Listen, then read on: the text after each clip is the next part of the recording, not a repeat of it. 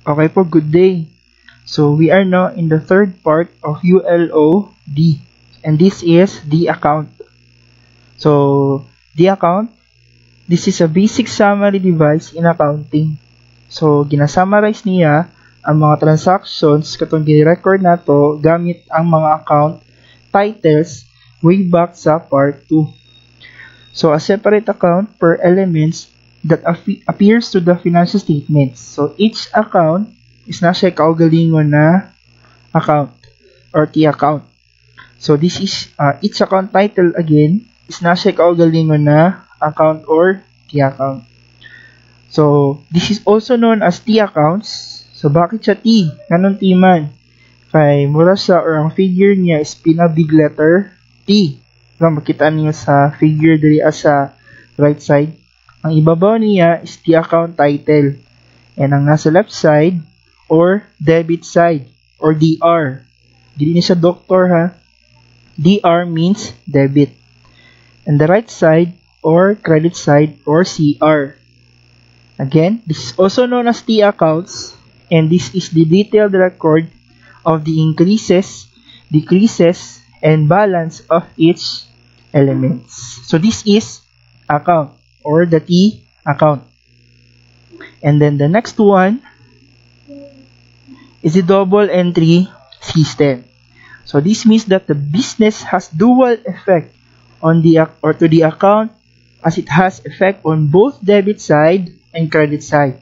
Remember sa T account kaganina, the account debited are entered in the left side. So left side ang debit. And the account credited are entered in the right side. And the right side is the credit. So pag miingon ta og debit, that is the value received. And then pag miingon po ta og credit, pwede po siya ma-consider na value parted with. Kasi pasabot ani value received o value parted with. So like for example, kung mopalit ka og cellphone, okay? So naka-receive ka og cellphone. So that is debit cellphone. Then unsa man ang credit diri or value parted with? So syempre atong pambayad nimo sa papalit nimo sa cellphone. So syempre ang kwarta. So you credit cash or yung money.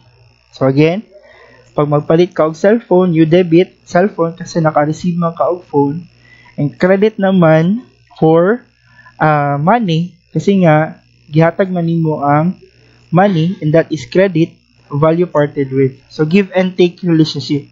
Maghatag ka og money, makadawat ka og cellphone. So same value, kaya nga double entry. Business is meron siyang effect, okay? At least merong effect sa debit side o na effect sa credit side. The next one is the normal balances of an account. So the increase of an asset are recorded in the left side. Okay? Left side debit side. And the decrease in the liability is recorded in the right side. Or decrease in the asset is recorded in the right side. While it is reversed for liabilities and owner's equity. So, syempre, ang normal balance sa asset kay debit, kailangan sa left side. Diba? T account. Left side ang assets. Normal balance. So, as you can see the figure na siya balances, the accounts, assets, contra assets, liabilities, owner's equity, owner's withdrawal, income, gain, revenue, expenses, or losses. Ang normal balances nila, makita nimo dire. So, pag imong tanawon, ang normal balance is same sa increase. Kaya ang mingon ta og normal balance, mo na sa ang side nga mag-increase ang usa ka account. Okay? So, like for example, so diri makita nyo same na silang duha. Diba ang asset na siya normal balance nga debit. So pag i-debit nimo siya, syempre mo increase ang asset pag i-debit nimo. Ang contra asset naman is credit. So syempre, pag imuhang i-increase ang contra asset, dapat imuhang i-credit. And then the liabilities naman, na siya normal balance na credit. Siyempre, imuha man siyang i-increase. So, pag i-increase din mo siya, imuhang i-credit. Okay? So, normal balance, the side in which yun nga, the account title increases. So, pag mag-decrease siya, opposite lang sa iyang normal balance. The next one is the accounting equation. So, mo na ni class, mag-compute na yun ta. So, mo na yung favorite part, di ba? So, the financial statements will tell us how the business is performing. Siyempre, no, kumusta ka ang business? So, pwede mangutan na pinagi sa financial statements. The basic tool to present the amounts in the statement is the use of accounting equation that states that assets is always equal to total liabilities and equity. This is known as mirror image. So, and the basic equation model is this one. So, ang asset, okay, is equals to liabilities plus owner's equity. Kumbaga, kung inyo mo na siyang subtone class, okay, ang asset, mag-equal na siya kung pila ang liability plus equity. So, kumbaga, ang asset, usually, ang kanyang liability of equity ginikanan sa asset.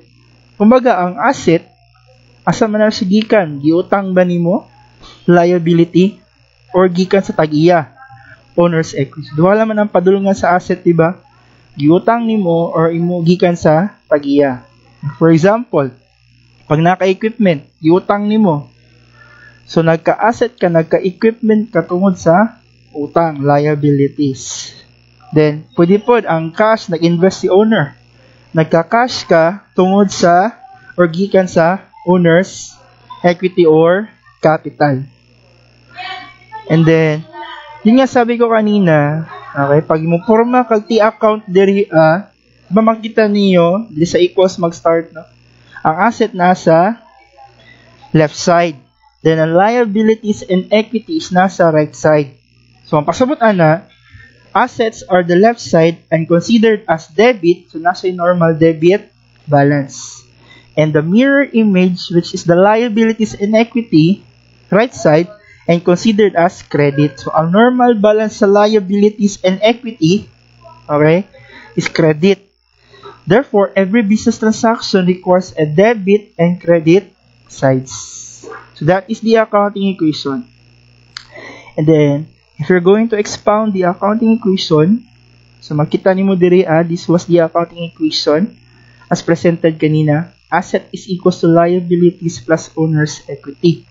Then if you're going to expound that one, so imo na siya expound, asset is equals to liabilities plus owner's equity, i-add nimo ang income minus expenses minus withdrawal.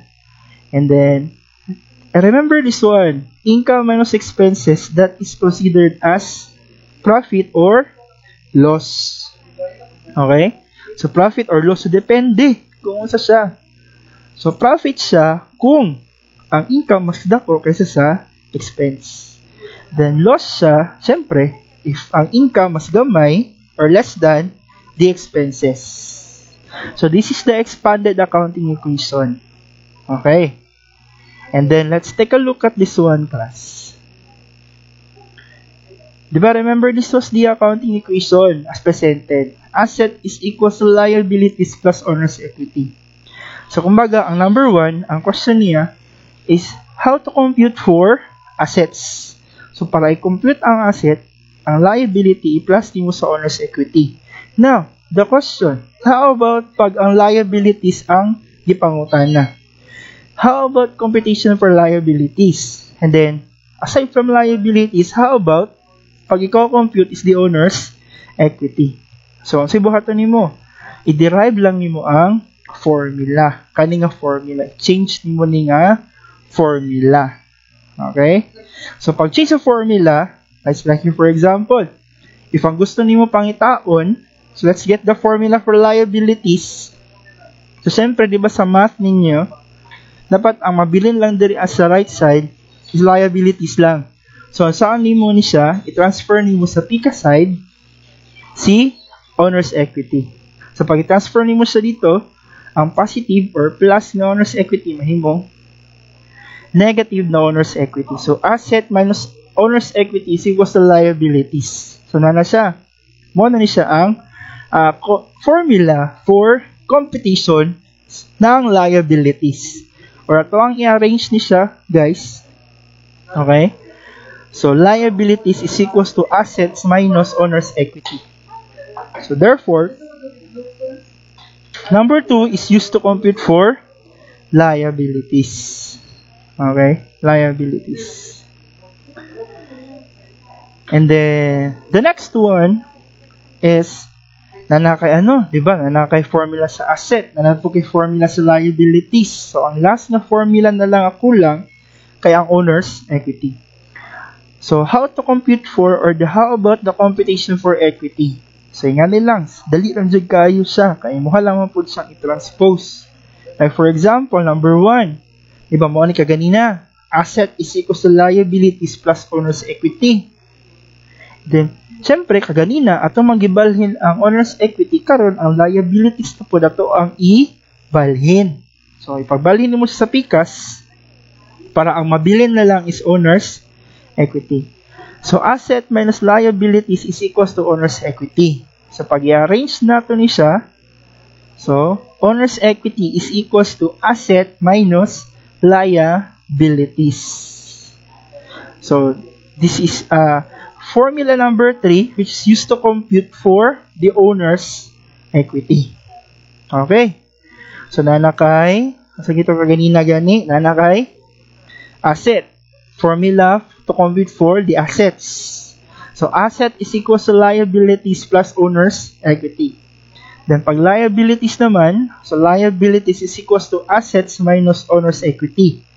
Then, pag owner's equity naman, so owner's equity is equals to assets minus liabilities. So, let's try for example for this one. So, you do have here the given assets, liabilities, and owner's equity. So, meron siyang missing element. Okay? Missing element. So, what you're going to do for this one? Let's have yung first one or item number 1. So, kani. Saan man ni siya? Before that one, syempre, the question is owner's equity. So, ang mga buhaton, owner's equity is equals to asset minus liability. Asa ni siya gikan? Diba, mao ni siya ang katong formula number 3 pag-compute sa owner's equity. So, therefore, owner's equity man ang question, so mao ni siya mo gamitan nga formula. So, asset, pila ang asset diri 350, then minus sa liabilities nga 190, so na siya owner's equity na 160. So, 160 ang iyang owner's equity. So, nga na lang. Sayon lang kayo, di ba? Plus minus lang ta diri. No, wala pa tayo ratio in proportion. Sunod, if ang pangutana kaya ang assets, so, sa'yo mo gamitan na formula. Siyempre, ang katong pinakauna nga formula. So, assets is equals to liabilities plus owner's equity. Dali na kayo. So, assets, this is the question, plus liability, is equals to liabilities na 100 plus 250 owner's equity. Therefore, ang assets kay 350,000. Okay. The next one, which is item number 3, ano na po ng question diri? Ang question diri kay ang liabilities. So, sa ang formula nga gamiton pag ang computation kay ang liabilities. So, syempre, kani nga, formula, liabilities is equals to asset minus owner's equity. So, liabilities is equals to 600 nga asset, 600,000 nga asset, minus 450 nga owner's equity. So, naa siya liabilities na 150,000. And then, number 4 naman, so the question mark is ang assets. So, sa formula gani kung ang assets ang question na sa ibabaw, ano yung gamiton? So, assets is equals to liabilities plus owner's equity. So, ang assets is equals to 550, i-plus din mo ang owner's equity nga 230. So, nasa assets na 780,000. Okay. Dali lang kayo, di ba? The next one is a number 5. So, sa number 5, the last one, asset is equals to liabilities plus owner's equity. So, ang question kay ang liabilities. So, ang liabilities is equals to asset minus owner's equity ang formula. So, ang liabilities 700 is equals to assets na Okay? Kasi 77 is sa class sa 77. And then, syempre the answer is 0.